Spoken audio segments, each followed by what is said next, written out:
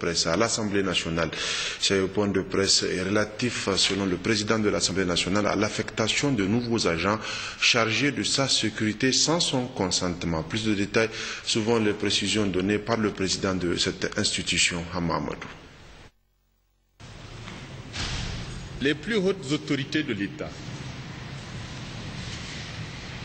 selon les dispositions des décrets qui garantissent leur sécurité, bénéficient tous de la présence, aussi bien à leur domicile que dans leurs déplacements, d'une garde rapprochée dont le choix et les conditions d'affectation de ceux-ci est laissé à la libre et seule appréciation du chef de l'institution concernée. J'ai décidé que jusqu'à ce qu'on me laisse choisir moi-même les agents chargés de ma sécurité, je n'accepterai pas que de manière unilatérale, les autorités du gouvernement choisissent pour moi les gens qui vont garantir cette sécurité. Parce que je me sentirai plus en insécurité encore que si personne n'assurait ma sécurité. Donc je tenais à communiquer cette information à l'opinion publique de manière à ce que si demain quelque chose m'arrive, que tous les Nigériens et l'opinion publique internationale sachent que ce n'est l'œuvre de personne d'autre que ceux qui sont chargés de ma sécurité. Restons toujours avec cette institution, mais sur un autre plan, et suite à la requête des députés de la majorité, la Cour constitutionnelle statuant en matière constitutionnelle à son audience publique du 2 mai 2014 tenue au palais de la dite Cour a rendu l'arrêt de la teneur sud, donc l'arrêt numéro 004/CC/MC, donc du 2 mai 2014. Le résumé de Diallo Abdeljalil. En la forme, considérant que par requête en date du 23 avril 2014, enregistrée au greffe de la Cour le même jour sous le numéro 010/greffe/ordre, les députés Gusman Abdul Moumin, Bachir Abdul Aziz, Maizama Gaya, Mohamed Mbarek, Zara El Haj Bako, Amina Tiemogo, Assoumana Malam Issa, Mariama Moussa, Yassine Mohamed, Aminatou Habibou, Abdou Jariri, Asmaou Garba, Adiza Dadi, Salissou Umoru, Yaou Maman, Mahaman Ibirishi et Tanimoun Umoru. Saisissait la Cour constitutionnelle conformément aux dispositions de l'article 126, alinéa 2 de la Constitution aux fins d'application de la Constitution, notamment l'article 89, alinéa 1 et 2. Considérant qu'au terme de l'article 120, alinéa 1 de la Constitution, la Cour constitutionnelle est la juridiction compétente en matière constitutionnelle et électorale. Considérant que l'article 126, alinéa 2 de la Constitution dispose la Cour constitutionnelle est compétente pour statuer sur toute question d'interprétation et d'application de la Constitution. Considérant que la requête est introduite par plus d'un dixième des députés, qu'au regard des dispositions sus-rapportées, la requête est recevable et la Cour compétente pour statuer. Au fond, considérant qu'au terme de l'article 126, alinéa 2 de la Constitution, la Cour constitutionnelle est compétente pour statuer sur toute question d'interprétation et d'application de la Constitution. Considérant que l'article 89 dispose en ses alinéas 1 et 2, l'Assemblée nationale est dirigée par un président assisté d'un bureau. La composition du bureau doit refléter la configuration politique de l'Assemblée nationale. Le président est élu pour la durée de la législature et les autres membres du bureau le sont chaque année conformément au règlement intérieur de l'Assemblée nationale. Considérant qu'il ressort des dispositions de l'article 94, alinéa 1 et 2 de la Constitution que les travaux de l'Assemblée nationale ont lieu suivant le règlement intérieur qu'elle adopte conformément à la Constitution que le règlement intérieur détermine notamment la composition, les règles de fonctionnement du bureau ainsi que les pouvoirs et prérogatives de son président, les modes de scrutin régissant les élections au sein de l'Assemblée nationale à l'exclusion de ceux prévus expressément par la Constitution. Considérant qu'au regard des dispositions constitutionnelles rapportées, toute question d'application des articles 89 alinéa 1 et 2 et 94 alinéa 1 et 2 de la Constitution doit être traitée en se référant aux dispositions du règlement intérieur qui consacrent les modalités de mise en œuvre des dits articles. Considérant que la requête tend à faire trancher par la Cour le contentieux lié à l'application de l'article 89 alinéa 1 et 2 de la Constitution en relation avec les articles 12, 13 et 14 du règlement intérieur. Considérant que les requérants soutiennent également que déclarer élu un candidat qui n'a pas obtenu les majorités requises ne peut pas être une application de l'article 89 alinéa 1 et méconnaît tous les principes démocratiques que la Constitution promeut. Considérant que les requérants font valoir enfin que le bureau composé de 11 membres proclamés élus sur 13 prévu et conforme à l'article 89 alinéa 1 de la Constitution est compétent pour gérer les affaires de l'Assemblée nationale conformément au principe général de la continuité du service public en général et du service public constitutionnel en particulier, en attendant qu'il soit complété de 2 de ses membres manquants. Considérant que s'agissant de la première question relative à l'élection d'un député appartenant au groupe parlementaire auquel revient le poste, en application de l'article 89, alinéa 1 de la Constitution, il convient de faire une lecture combinée des dispositions du dit article avec celles des articles 12, 13 et 14, paragraphes 1, 2, 3 et 4 du règlement intérieur. Considérant que l'article 12 du règlement intérieur dispose 1. Le bureau de l'Assemblée nationale doit refléter la configuration politique de l'Assemblée nationale. 2. Il comprend, outre le président, un vice-président par groupe parlementaire, un secrétaire parlementaire par groupe parlementaire, 2 questeurs. L'ordre de préséance des vice-présidents est fonction de la taille des groupes parlementaires. Considérant qu'au terme de l'article 13 du règlement intérieur, 1. Les présidents des groupes parlementaires ou les candidats eux-mêmes, s'ils sont non inscrits, se réunissent en vue d'établir dans l'ordre de présentation qu'ils déterminent la liste des candidats aux diverses fonctions du bureau. 2. Les candidatures doivent être déposées au moins une demi-heure avant l'heure fixée pour l'ouverture du scrutin par les présidents des différents groupes parlementaires auprès du président du bureau d'âge pour l'élection du président de l'Assemblée nationale et auprès du président de l'Assemblée nationale pour les autres membres du bureau. Considérant que l'article 14, paragraphes 1, 2, 3 et 4 du règlement intérieur dispose 1. Le président et les autres membres du bureau sont élus en séance publique au scrutin uninominal. Le vote est secret et a lieu à la majorité absolue des votants. 3.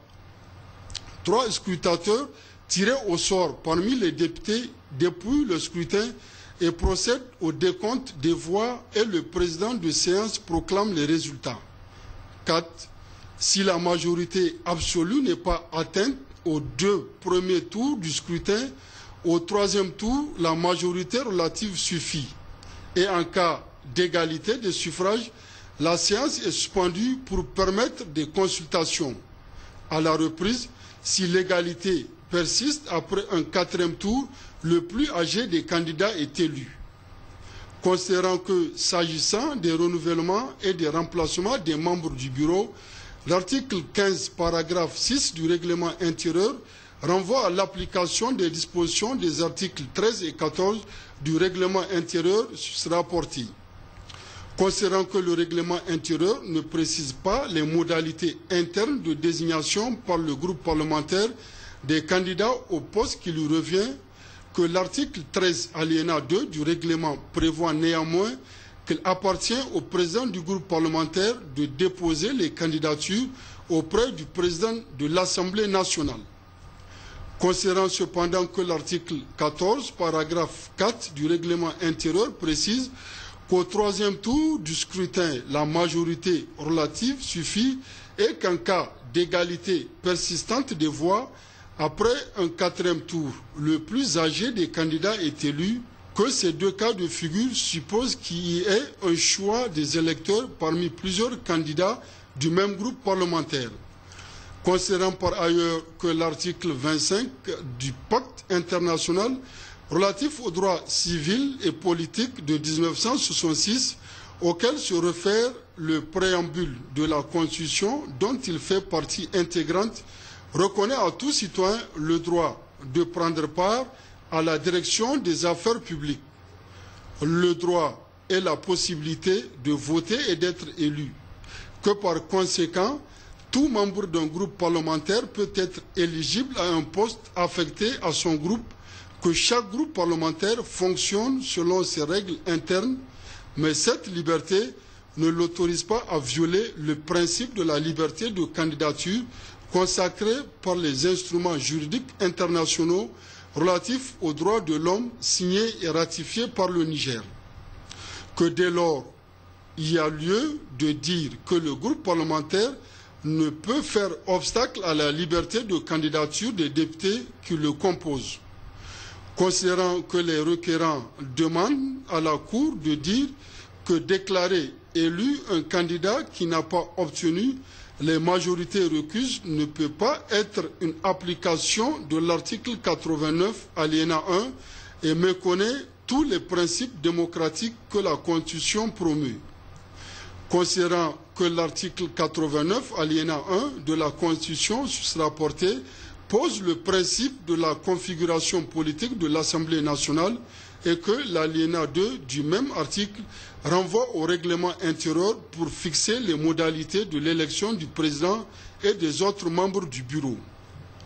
Considérant qu'en application de l'article 89, alinéa 2 de la Constitution, l'article 14, paragraphe 4 du règlement intérieur exige la majorité absolue aux deux premiers tours du scrutin et la majorité relative au troisième tour pour qu'un candidat soit déclaré élu en cas d'égalité des suffrages. Il est procédé à des consultations qu'à la reprise de la séance, si l'égalité persiste, un quatrième tour est organisé à l'issue duquel le plus âgé des candidats est déclaré élu. Que dès lors, il y a lieu de dire que l'élection d'un candidat en violation des conditions prévues par l'article 14, paragraphe 4 du règlement intérieur ne peut constituer une saine application de l'article 89 alinéa 1 de la Constitution. Considérant que les requérants demandent à la Cour de dire que le bureau composé de 11 membres proclamés élus sur 13 prévus et conforme à l'article 89 alinéa 1 de la Constitution est compétent pour gérer les affaires de l'Assemblée nationale conformément au principe général de la continuité du service public en général et du service public constitutionnel en particulier, en attendant qu'il soit complété de 2 de ses membres manquants. Considérant qu'il résulte de l'article 89, alinéa 1 de la Constitution, que la composition du bureau doit refléter la configuration politique de l'Assemblée nationale, que cette configuration politique s'entend de l'ensemble des forces politiques représentées à l'Assemblée nationale et organisées en groupes parlementaires et les non-inscrits, qu'elle est déterminée proportionnellement au nombre des élus de chaque groupe parlementaire et est fonction de la taille des groupes parlementaires, qu'en application de l'article 89, alinéa 1 de la Constitution, le bureau composé de 11 membres élus sur 13 prévus ne reflète pas la configuration politique de l'Assemblée nationale, que les 2 membres du bureau restants doivent nécessairement être élus conformément aux dispositions de l'article 14 du règlement intérieur de l'Assemblée nationale. considérant que conformément à l'article 17 du règlement intérieur, le bureau est un organe collégial ayant notamment tout pouvoir de présider aux délibérations de l'Assemblée nationale, organiser et diriger tous les services dans les conditions déterminées par le règlement intérieur. Qu'ainsi, il est un organe important dans le fonctionnement de l'Assemblée nationale, que le scrutin ayant pour objet l'élection des membres de ce bureau doit, une fois commencé, se poursuivre jusqu'à son terme, que pour ne pas entraver le fonctionnement régulier de l'institution, le président, qui a la haute direction des débats de l'Assemblée nationale, dont il est la plus haute autorité en vertu de l'article 19 du règlement intérieur, a la responsabilité de veiller au déroulement du scrutin conformément à l'article 14 du même règlement, qu'en effet, la Constitution précise en son article 89, alinéa 1, que l'Assemblée nationale est dirigée par un président assisté d'un bureau, qu'avant son entrée en fonction, le président de l'Assemblée nationale prête le serment sur le livre saint de sa confession de respecter et faire respecter le règlement intérieur de l'Assemblée nationale, que dès lors, en application de l'article 89, alinéa 1 de la Constitution, il incombe au président de l'Assemblée nationale la responsabilité de respecter et de faire respecter le règlement intérieur conformément à son serment en vue de rétablir le fonctionnement régulier de l'Assemblée nationale.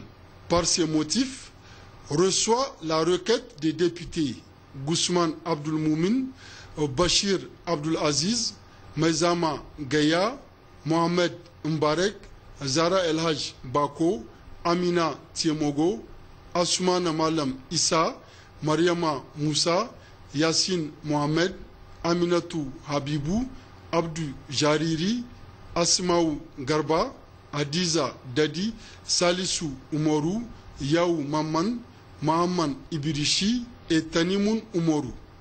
Dit que le groupe parlementaire ne peut faire obstacle à la liberté de candidature des députés qui le composent sans violer le pacte international relatif aux droits civils et politiques visé par le préambule qui fait partie intégrante de la Constitution. Dit que l'élection d'un candidat en violation des conditions prévues par l'article 14, paragraphe 4 du règlement intérieur ne peut constituer une saine application de l'article 89, alinéa 1 de la Constitution. Dit qu'en application de l'article 89, alinéa 1 de la Constitution, le bureau composé de 11 membres élus sur 13 prévus ne reflète pas la configuration politique de l'Assemblée nationale. Dit que les 2 membres du bureau restants doivent nécessairement être élus conformément aux dispositions de l'article 14 du règlement intérieur de l'Assemblée nationale.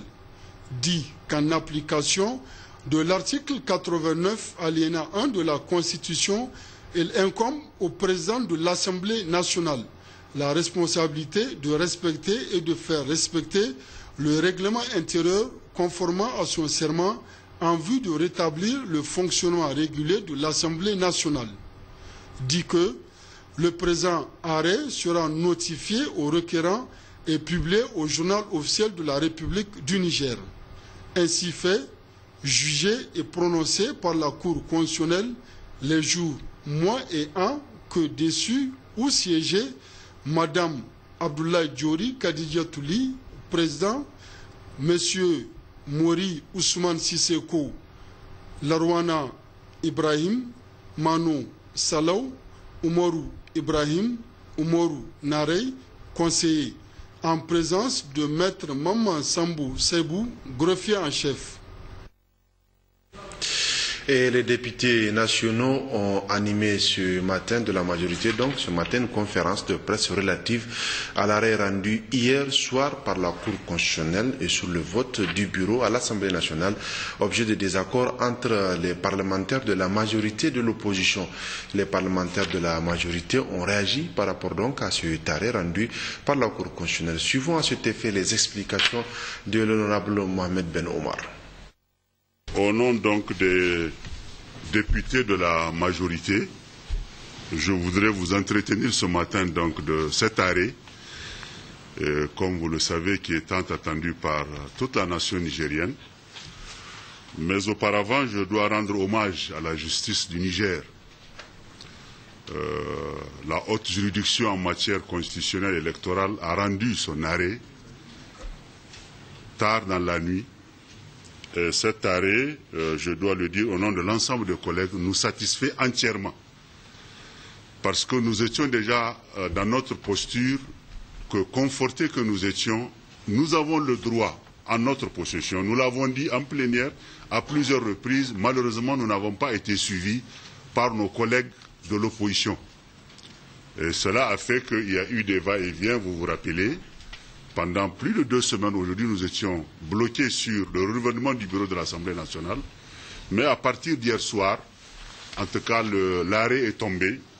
Et cet arrêt, vous l'avez sous les yeux, c'est rébarbatif, je ne vais pas rentrer dans certains détails. Seulement, à la dernière page, pour ceux qui l'ont sous les yeux, il y a un certain nombre de choses qui sont reprises. Par ces motifs, donc, la Cour dit que le groupe parlementaire ne peut faire obstacle à la liberté des candidatures des députés qui le composent, sans violer le pacte international relatif aux droits civils et politiques visés par le préambule qui fait partie intégrante de la Constitution. Qu'est-ce à dire?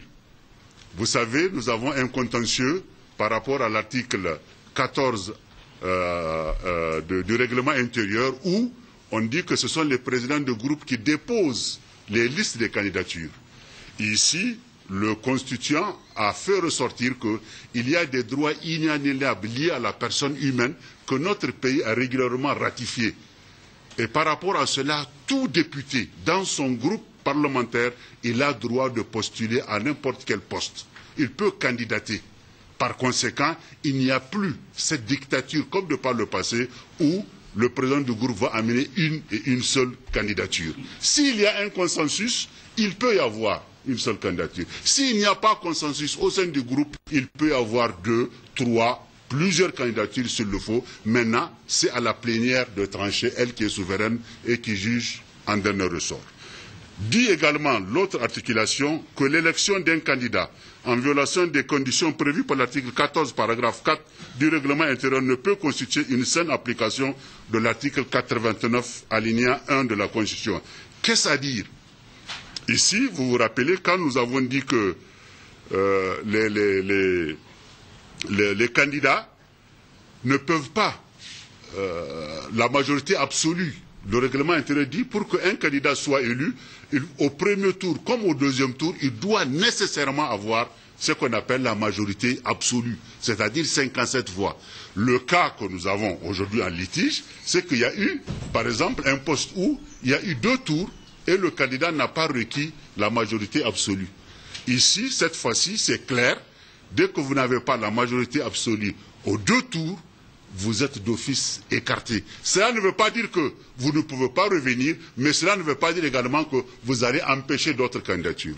Vous pouvez avoir plusieurs candidatures. Ça a été toujours notre position pour démocratiser le vote au niveau du bureau de l'Assemblée. Et je pense que la Cour a tranché définitivement, et c'est à son honneur et également pour la clarté de la jurisprudence dans notre pays. Troisième disposition dit qu'en application de l'article 89.1 de la Constitution, le bureau composé de 11 membres élus sur 13 prévus ne reflète pas la configuration politique de l'Assemblée nationale. La Cour également a dit, nous avons demandé à la Cour que nous sommes 11 élus, nous pouvons donc continuer à travailler. La Cour a dit non, vous ne pouvez pas travailler parce que le bureau est composé de 13 membres et ce sont ces 13 membres qui constituent le bureau. Et par conséquent, nous sommes d'accord avec la Cour. Il faut continuer le processus pour élire les 2 autres manquants. C'est en ce moment et en ce moment seulement que le bureau de l'Assemblée nationale est définitivement élu et installé pour diriger les travaux de l'Assemblée. Et enfin, dit qu'en application de l'article 89 alinéa de la Constitution, il incombe au président de l'Assemblée nationale la responsabilité de respecter et de faire respecter le règlement intérieur conformément à son serment en vue de rétablir le fonctionnement régulier de l'Assemblée nationale. C'est extrêmement important, c'est capital par ces temps qui courent. Nous avons connu pas mal d'atermoiements, nous avons connu pas mal d'agitation et je pense que ce point est essentiel le président de l'Assemblée nationale a prêté serment sur le livre saint de sa confession de respecter et de faire respecter la Constitution et le règlement intérieur. Je pense que suivez mon regard et vous comprendrez. C'est très clair, c'est très précis. Je vous remercie, mesdames, messieurs. Restons toujours au niveau de cette institution relativement à cette question. Qu'est-ce qu'il faut retenir en substance de ce taré? Tranche-t-il définitivement la question? La réponse avec Mohamed Yahya. Il est juriste et politiste, enseignant, chercheur à la faculté des sciences économiques et juridiques de l'université Abdou Moumouni de Niamey, FCEJ. Il est interrogé par Diallo Abdeljalil. Monsieur Mohamed Yahya, vous êtes juriste et politiste, enseignant-chercheur à la faculté des sciences économiques et juridiques. Qu'est-ce qu'il faut en substance retenir de l'arrêt rendu par la Cour constitutionnelle? Je remercie l'ORTN de m'avoir donné cette occasion de réagir sur un arrêt très important, car c'est la première fois au Niger qu'un tel arrêt qui porte sur un litige sur la composition des membres de l'Assemblée nationale. Alors, comme vous dites, en substance, on peut retenir quelques aspects sur les conclusions.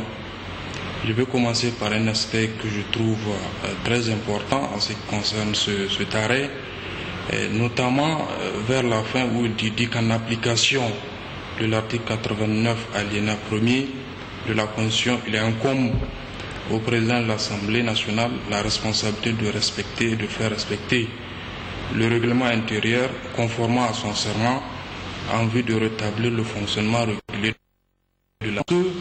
Et en substance, si cette question revient, le bureau de l'Assemblée constitue une sorte d'organe directeur de l'institution dont son premier responsable est le président de l'Assemblée, qui constitue une sorte de directeur qui doit veiller à ce que le fonctionnement soit régulé, normal, et conformément au texte en vigueur, la Constitution, le règlement intérieur.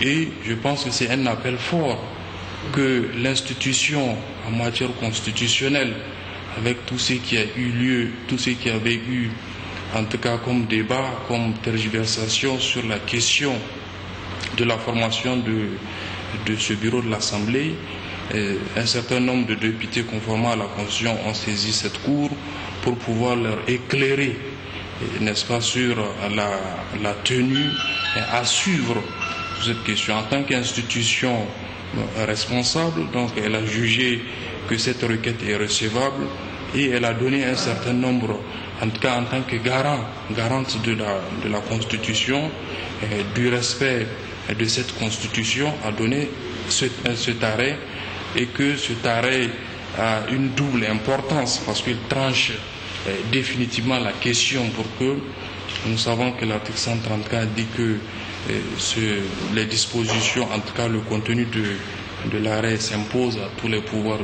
publics